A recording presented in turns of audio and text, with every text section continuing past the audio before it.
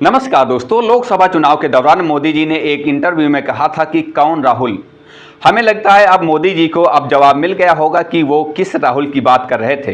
प्रधानमंत्री नरेंद्र मोदी के सवाल का जवाब देश की जनता ने दे दिया है। जनता ने कांग्रेस की सीटें दोगुनी कर दी है तो वहीं बीजेपी को बहुमत से दूर कर दिया है। बीजेपी के नेता भी इस बात को मानते हैं कि देश में जो बदलाव आया है वह राहुल गांधी के चलते ही आया है, नहीं तो ईडी, सीबीआई, आईबी जैसी केंद्रीय जांच एजेंसियों के सहारे बीजेपी चुनाव से पहले ही बड़ी बढ़त ले चुकी थी।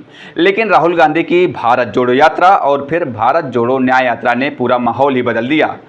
लेकिन अब ईडी, सीबीआई, चुनाव आयुक्त जैसे तमाम संवैधानिक पदों पर नियुक्ति में अब राहुल गांधी की भी चलती दिखाई देगी। दरअसल 10 साल बाद मोदी सरकार के सामने मजबूत विपक्ष के साथ ही विपक्ष का मजबूत नेता भी खड़ा है। राहुल गांधी का कद अब इतना बड़ा हो चुका है कि वह मोदी सरकार पर नजर रखने का काम करने वाले हैं। मोदी सरकार के खर्चे पर अब राहुल गांधी की नजरें रहेंगी, क्योंकि वो अब उस समिति के प्रमुख बनेंगे जो सरकार के खर्चे ऑडिट करती है।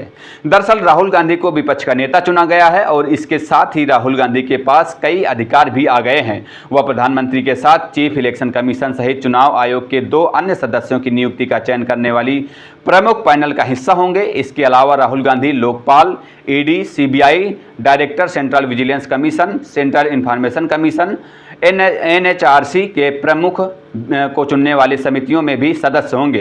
प्रधानमंत्री इन समितियों के अध्यक्ष होते हैं। ऐसा इसलिए होगा जब इन पदों पर नियुक्ति के फैसले में प्रधानमंत्री मोदी को राहुल गांधी से सहमति लेनी होगी। सबसे बड़ी बात इसमें सीबीआई डायरेक्टर की नियुक्ति को लेकर जो चयन समिति है उसमें प्रधानमंत्री और विपक्ष के नेता के अलावा तीसरे सदस्य सीजीआई होते हैं और किसी भी नाम पर मोहर लगाने के लिए 2 सदस्यों की सहमति जरूरी होती है। इसके अलावा राहुल गांधी भारत सरकार के खर्चों की जांच करने वाली लोक लेखा समिति के अध्यक्ष भी होंगे। वह सरकार के कामकाज की लगातार समीक्षा भी करेंगे। इसके साथ ही राहुल गांधी दूसरे देशों के राष्ट्रपति या फिर प्रधानमंत्री को भी अपने राष्ट्रीय मुद्दों पर अपने विचार से उनको समय समय पर अवगत करा सकते हैं। राष्ट्रपति भी विपक्ष के नेता की हैसियत से राहुल गांधी से परामर्श कर सकती हैं।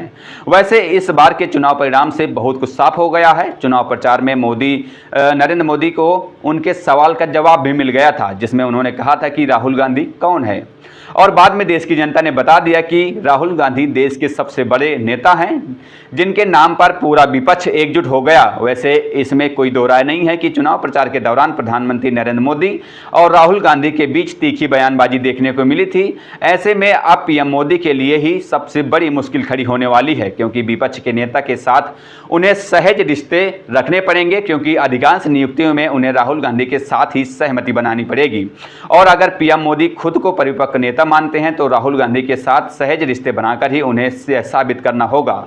विपक्ष के नेता बनने के बाद राहुल गांधी को कई अधिकार भी मिले, उनके कंधे पर कई बड़ी जिम्मेदारियां भी आ गई हैं। सरकार के गलत फैसलों के खिलाफ वैसे भी राहुल गांधी पहले भी मुखरता से बोलते रहे हैं, लेकिन अब उनकी आवाज में और भी ज्यादा ताकत हो गई है। नेता प्रतिपक्ष का पद कैबिनेट मंत्री के समान होता है, यानी जो सुविधाएं कैबिनेट मंत्री को मिलती हैं वह सभी सुविधाएं अब राहुल गांधी को भी मिलेंगी। राहुल को कैबिनेट मंत्री के समान उच्च स्तर की सुरक्षा मिलेगी, इसके साथ ही दूसरी सुविधाएं भी मिलेंगी। नेता प्रतिपक्ष बनने के बाद राहुल गांधी को कैबिनेट मंत्री की तरह सरकारी बंगला और सचिवालय में एक दफ्तर मिलेगा और भी अन्य सुविधाएं मिलेंगी। फिलहाल इस वीडियो में इतना ही। आपकी क्या राय हमें कमेंट करके जरूर बताइएगा। मिलते हैं किसी नए वीडियो के साथ, तब तक के लिए बहुत बहुत धन्यवाद। जय हिंद, जय भारत।